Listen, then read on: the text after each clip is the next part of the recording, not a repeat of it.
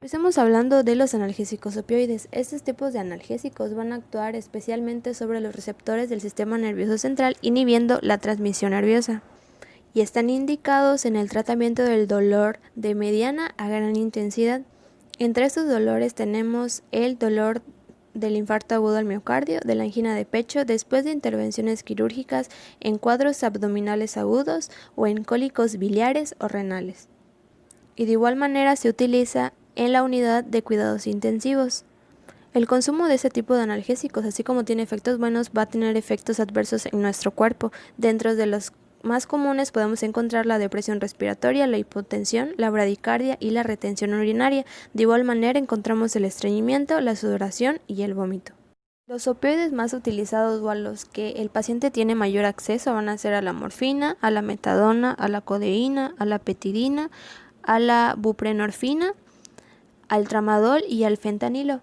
En cuanto a las consideraciones en fisioterapia que debemos de tener para los opioides, tenemos la disminución del dolor. Tenemos que los opioides van a disminuir el dolor en nuestros pacientes, lo que a nosotros nos va a favorecer para que la rehabilitación sea más activa y el paciente esté más cooperativo.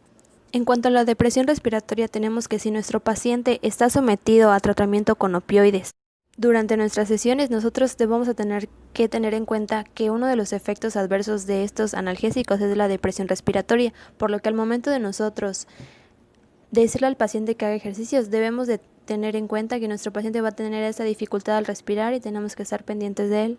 Si nuestro paciente está presentando un síndrome de abstinencia, nosotros como fisioterapeutas lo podemos ayudar utilizando agentes físicos o manuales.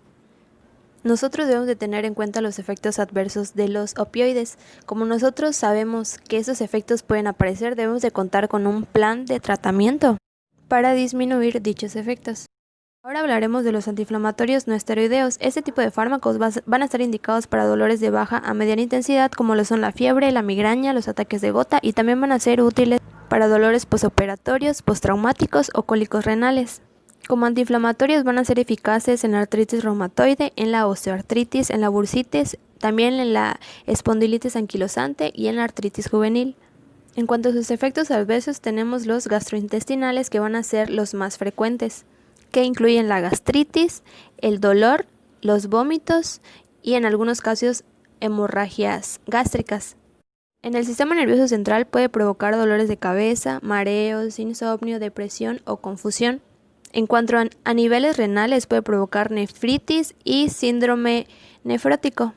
También nos puede provocar edemas por la retención de agua y de sal que tienen estos tipos de fármacos, y alergias como la urticaria y los broncoespasmos. Los AINES más populares o más usados van a ser el ácido acetilsalicílico, o mejor conocido como aspirina, el paracetamol, la dipirona, el diclofenaco, el ibuprofeno y el metamizol. En cuanto a las consideraciones de fisioterapia de los AINES, tenemos que los AINES van a ser usados en dos campos fundamentales, que van a ser en el tratamiento de lesiones de tejidos blandos, que nos va a incluir músculos, tendones y ligamentos, y en el tratamiento de procesos degenerativos crónicos como la artrosis y dolores articulares.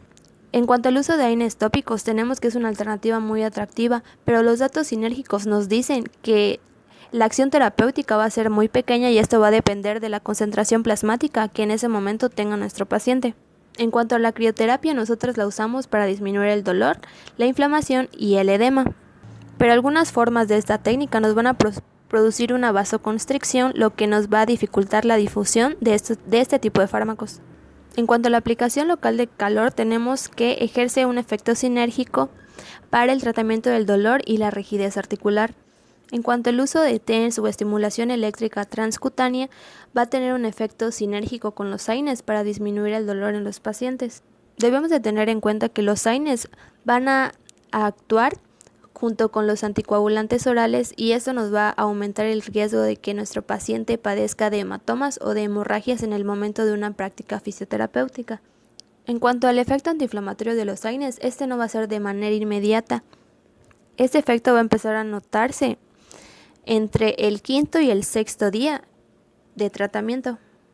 También hay que tener en cuenta que no se recomienda el uso simultáneo de dos AINES al mismo tiempo. Esto no quiere decir que va a aumentar nuestro efecto o va a aliviar más rápido nuestro dolor, sino que al contrario nos puede producir más efectos adversos.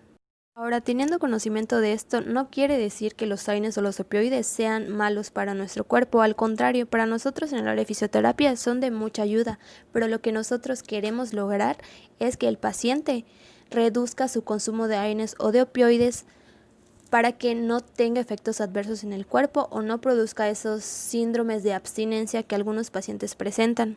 Nosotros lo que queremos lograr es que el paciente disminuya sus dolores o limitaciones, pero con fisioterapia, o sea, con estiramientos, con ejercicios, con electroestimulación, con técnicas de masaje u otro tipo de técnica.